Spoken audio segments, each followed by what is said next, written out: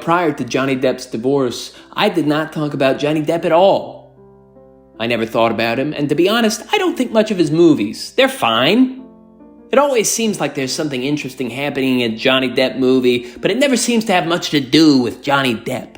It's more to do with the colors and the backgrounds, the silly hats he wears. I love his hats. I don't care for his choices. They put me to sleep. In fact, lately, I've been putting on Johnny Depp movies before bed. I love them for that, because then I get to play with the silly hats and the colors. I get to be Johnny Depp. You know how it is when you fall asleep to a movie, and the movie kind of keeps playing through your dream, and it's like, you're still watching Edward Scissorhands, but your stepmother is there, and the kids from your grade school are there, but then now they're like grown-up little adults doing scenes with Winona Ryder, who looks like your ex-wife, but you know she's Winona Ryder. And now you're Edward Scissorhands, and you're making great choices. If I had a pair of Edward Scissorhands, I would make very different choices from Johnny Depp. As Edward, Johnny had scissors for hands and a body made of leather, and with these considerable powers and much more, he chose to devote his life to grooming the unloved pets of permanently unhappy housewives and to start a non-profit landscaping company. When I would go to dream and I become Edward, no one in America has hair, When I fall asleep and I wake up with a pair of Edward Scissorhands, I am the only topic on national news. And the anchormen whisper when they speak my name for fear of the ire of Edward. I still run the landscaping company. I set up shop in the suburbs like he did, and I trim the hedges and brittle turnips and dandelion trees of everyone in town. I trim them like Johnny did, in fantastic styles and shapes, but then one day, I trim them all to look like the most beloved girl in town. Not the most popular girl, mind you. The most beloved. This would be a girl involved in the local goings-on, a generous, civically minded young woman. Maybe you met her through her charity work, distributing wigs to my countless victims, but maybe you met her at the pub where she told you a blue joke. But whoever you were, if you were in town, you loved her. And you loved that I rendered your hedges into her fantastic likeness. There's more to this Edward than his scissor hands.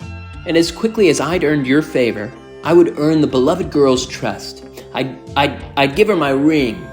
I'd let her wear my leathers like a Letterman jacket, and you would stroke your bald head and say, that Edward can't be all bad if our Katie likes him. Perhaps there's a heart behind those scissored hands, those Edward Scissorhands. And then I would toss Katie down a well like Frankenstein, and I'd be right to do it. If you're a scissors Frankenstein, you should be a leather scissors Frankenstein. Be the monster that they've already decided you are. It's the only choice. The next day, I'd make everyone's hedges look like dragons. Now you don't know what to expect from me. You'd say to yourself, oh shit, is that next? Does he have a dragon coming? What's this Edward got up his sleeves? Oh right, scissors. Another one I like to fall asleep to is the Gilbert Grape movie. What's Eating Gilbert Grape? Good movie. Great question. What the fuck is eating Gilbert Grape? Gilbert Grape is the most genetically blessed 18-year-old boy in America. He lives in the 90s at the height of the Clinton economic boom. He could probably pay the mortgage on his house with a Hershey bar, but he's morose. He only leaves his house to fuck a married woman, and short of that, he's spending his days with the only interesting people in Iowa. His mother, a 1,000-pound giantess, and his brother, a sticky-faced Leonardo DiCaprio. Oh yes. Then perhaps Leo is the most genetically gifted man in America, because he has a neurological condition which renders him completely incapable of having a bad time. He is a patron of pleasures, a servant only to his wildest appetites, and at the tender age of 17, he prefers screams to English, and climbing the local water tower to nearly all earthly pleasures. I ask you again, what the fuck is eating Gilbert Grape? He treats life like a nightmare when he's living my literal dream. And when I dream, and I wake up as Gilbert Grape, I am the one who eats. I begin in my mother's bed, eating. Obviously, there's no room on the bed, so I crawl into a crevasse in my mother's belly button, the great concave mountain that it is, and I join her in the splendor of furious appetite. We gorge ourselves on wine and cream stolen from the broken homes of the men that I'd made cuckolds. We would wet our chops and slap our bellies together, the behemoth's tummy folding like putty into the grooves of my rippling abs, which no amount of gluttony could soften. You see, I have the body of an 18-year-old Johnny Depp. Eating is the only exercise I need. I burn calories by swallowing them, so I don't stop swallowing. Until it's my time to delight my mother with a blue joke about the permanently unhappy housewives who I'd recently let swallow me. We'd lay that way all day, joking, my mother and I, until such a time as Leonardo DiCaprio followed his whims into our room. Then we'd cheer, and Leo would scream, and then I'd scream and cover my face with wine and cream until it was sticky as Leo's. And when Leo began racing toward the top of the tower, I wouldn't wish him a new brain. I would ride him, bareback, as a good brother should. And though I would be heavy from the heavy cream which my body had already converted to muscle, I would feel light on his back, as the feathers on an American bald eagle. And as Leo soared up the tower, I would stare down from the top of the world as the housewives of Iowa gathered below to sing for me. And when their husbands came with the police, I would laugh to Leo and tell him how small they looked. Like children, I'd say. In fact, I would note that every man in town shared the face of one of the children who bullied me in grade school. Leo would howl at them like King Kong. I make that comparison not to be offensive, but to flatter King Kong, because Grape was the greater ape. You see, Kong fell in love with a blonde woman. Leo loved the tower. And when the police tried to shoot us off of it, Leo didn't tremble before the might of their planes. He slapped them to smithereens, using our grotesque mother as a battle axe. And I'd laugh to Leo and say, "Here I thought my stepmother was the battle axe," and he'd howl, and then I'd realize that our gigantic mother's face had been my stepmother's face for the whole dream, and I'd scream at her as she sent my enemies plummeting to earth. Leo's strength was equaled only by his bodily odor and was no doubt a byproduct of his neurological condition. I don't know if they ever name Leo's condition in Gilbert Grape, but I do know that if there was ever a movie where the wrong character was named Gilbert Grape, it's Gilbert Grape. And I do know the name of Leo's condition. That condition is called freedom. And when Gilbert spent the entire runtime of Gilbert Grape morose, wishing away the brain of the rightful Gilbert Grape, Johnny Depp spat in freedom's sticky face. So yeah, I didn't like him in that one. I never had a dream about the Pirates of the Caribbean movies because I never watched those. You know, I've seen the trailers and I don't like the way that they try to make you say Caribbean. I won't say it that way. And I won't watch people who do. Not a knock on anyone who likes to say Caribbean that way. It's fine if you like to say shit like that. I just don't want to hear shit like that. But I know about them through osmosis, and I do like the way that Bill Nye says Jack Sparrow when he plays the fish. If I ever had a dream about pirates, I would dream of Bill Nye the fish and his wonderful chin, but I never dreamt about Pirates of the Caribbean because I never saw that shit. I have, however, dreamt about Johnny Depp's divorce. The other day I fell asleep watching that video where Amber Heard is sniffing something that may have been cocaine, and I watched it 30 times, and I'm still not willing to say it was cocaine. I'm not willing to say anything about either of those people. It seems like they do a lot of cocaine. People who do a lot of cocaine are capable of doing anything. In the 90s, Johnny Depp did so much cocaine that he owned the club where Joaquin Phoenix's brother died. Do you know how often you need to be at a club, spending money, and doing cocaine to look up and say, you know what? I should own this. That's how I'll make the money back. Johnny Depp has the answer. He has a smug little answer for everything, doesn't he? I hate that shit. Johnny Depp has a very dry sense of humor, and that is a very unattractive quality in a cokehead. You ask Johnny Depp a rhetorical question, he'll answer it. He'll be like, Oh, do you know how often you need to be doing cocaine to marry the guy who bought the club where Joaquin Phoenix's brother died? And I'd be like, And he'd be like, probably why she shit the bed. Cocaine makes you shit. I'm not good at doing Johnny Depp's voice. I don't really know what it sounds like. I don't care to. But that's what I was thinking about when I fell asleep watching the Johnny Depp divorce. Before I fell into my deep Depp sleep. And when I opened my eyes in a dream, I wasn't in my apartment. I was sitting in the center of Johnny Depp's big bed. I didn't know that. I didn't know where I was until I looked to my right and saw a big, humongous shit. A big, disgusting cocaine shit. One of those loose, wet ones where you know everything the shitter ate. There was corn and spinach and things that you don't even eat inside of it. Coffee beans. And as I stared at the shit, I felt the stare of two human pieces of shit burning a hole in the side of my head. And I turned to see Johnny Depp and Amber Heard, formerly Mr. and Mrs. Johnny Depp. Amber spoke first. "There's a shit on the bed," she said through a big, shit-eating grin. "Who took it?" I replied, "I don't know." And then Johnny Depp said something terribly dry. "I do." He grinned, and as he grinned, I could see that his mouth was also terribly dry, and his breath smelled like sawdust, and his eyes looked like sawdust, and the only moisture left in his body was in little white strips on either side of his lipless mouth. And he continued, "I know who did the doo-doo. I think you do too." So I talk back to him. I say, yeah, I'm beginning to think it was one of you.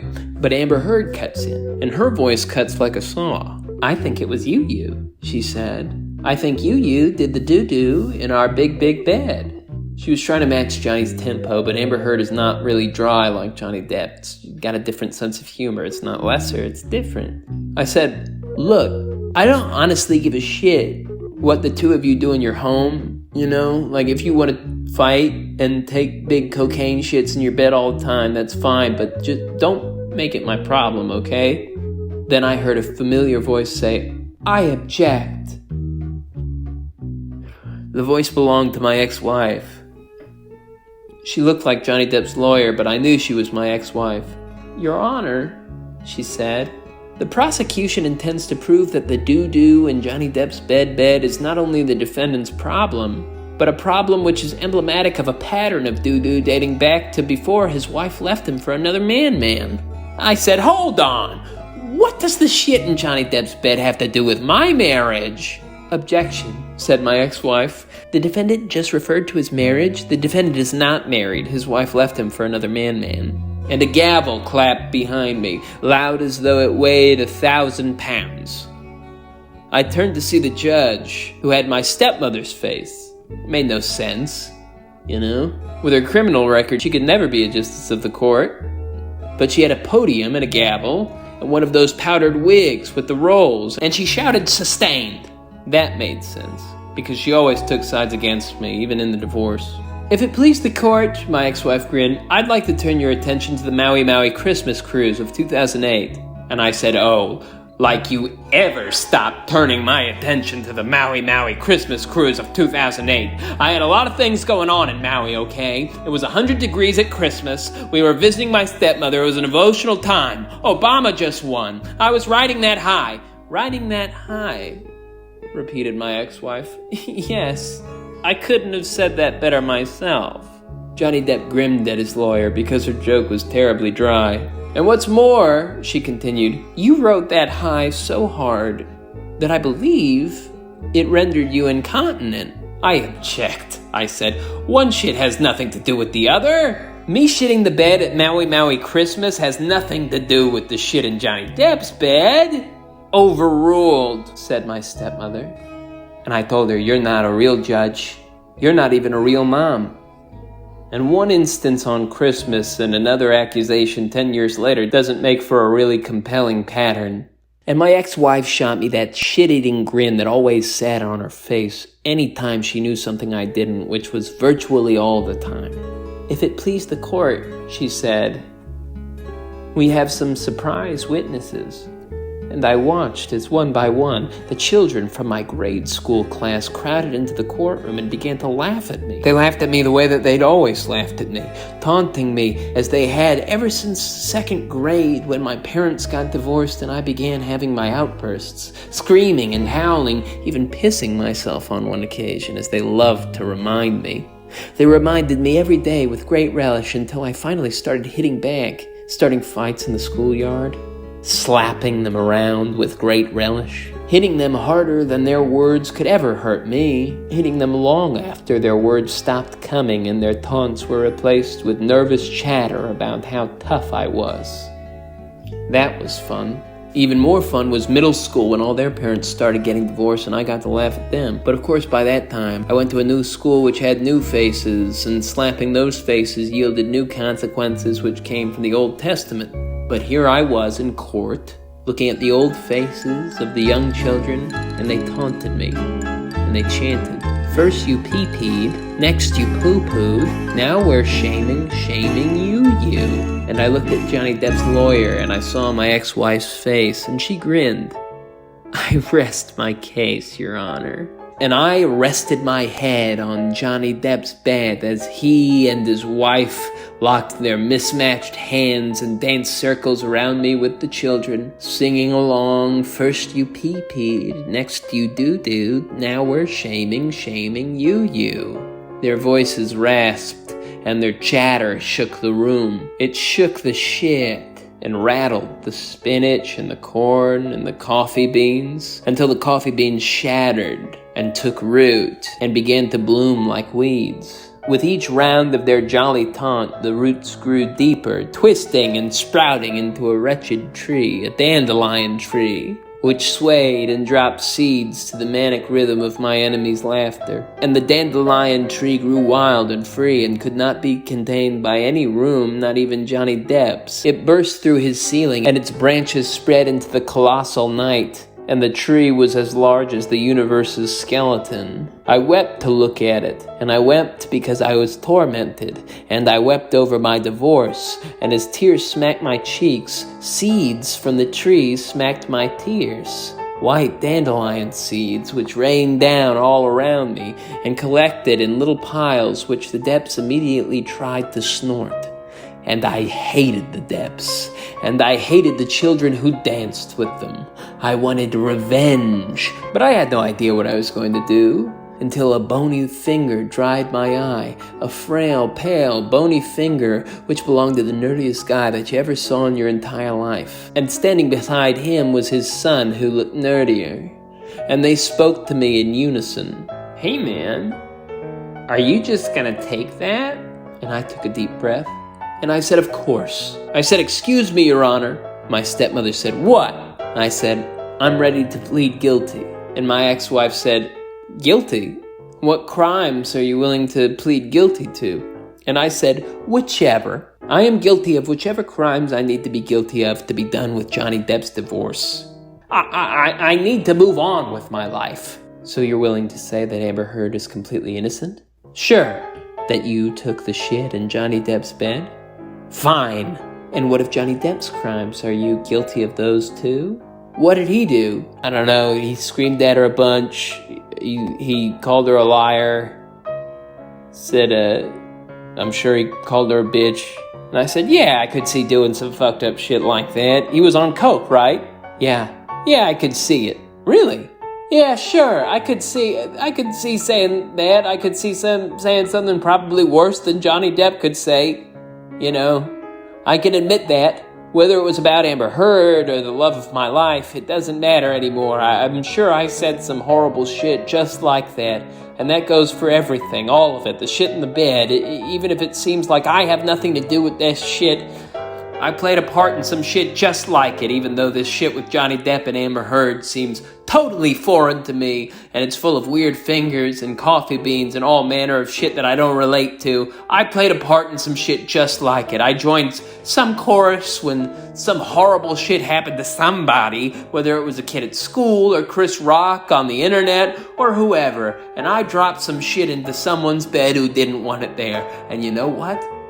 They lost sleep over it. So fine, I'm guilty. Now can we be done with this shit, and move on to whatever's next. And I saw my ex-wife exchange a ponderous look with my stepmother. They exchanged a look with the kids from my grade school, and Amber Heard exchanged a look with them. And as I stared at all of them staring at each other, I could tell we were all really ready to move on with this shit. Until, all of a sudden, Johnny Depp made a dry remark. "Beans," he said. And I said, "What?" Johnny Depp said, "You said there were fingers and coffee beans in the shed. It's pronounced coffee beans." The rage that I felt changed my body. It created new sensations, bitter tastes in my mouth, sour taste, but my mouth wasn't dry. Far from, you see, my mouth, and indeed my entire face, had become very, very sticky. I howled, and I reached into the back of my throat, and I grabbed a pair of scissors. I felt their weight in my hands, tough as black leather, and I used them to scalp all of my grade school tormentors. And I know that sounds harsh, but it was the right thing to do. You see, I was the monster that they'd made me. And I laughed to myself. If a doo-doo monster I am, a pee-pee doo-doo monster I must be. And I began furiously feasting on the shit on Johnny Depp's bed. I tasted the corn and the spinach, and yes, trace amounts of cocaine, which heightened my relish but robbed me of my appetite. But it was perfect timing, because as I looked up from the shit, I saw Johnny Depp looking down at me. You see, he'd climbed halfway up the dandelion tree in an effort to escape my ire. I had to laugh. I soared up the dandelion tree, climbing fast as Leo in his wildest days. I grabbed Johnny Depp by his dry mouth, and I kept climbing. I carried him to the top of the universe, where the great dandelion tree finally came to an end.